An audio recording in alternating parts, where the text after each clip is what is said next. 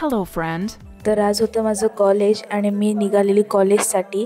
तर कॉलेजला जायला निघालो आम्ही गाडीवरून आणि पोचलो स्टँडवर. एसटीत बसली आणि नंतर अलिबागला फायनली पोचली मी.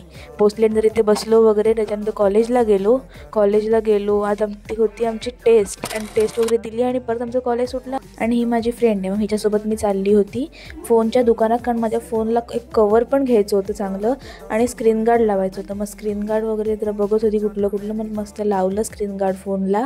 आणि नंतर आम्ही निघालो तिथून. स्क्रीन गार्ड वगैरे लावून झाल्यावरती निघालो आणि ती गेली घरी आणि मी बसली मग स्टँडवर, कारण मी आईची वाट बघत होती. आई येणार होती अलिबागला, तर तिला जायचं होतं हॉस्पिटलमध्ये जरा म्हणून. तर तिला यायला जरा लेट झाला म्हणून मीच पुढे गेली नंबर लावायला आणि नंतर मग ती मागून आली.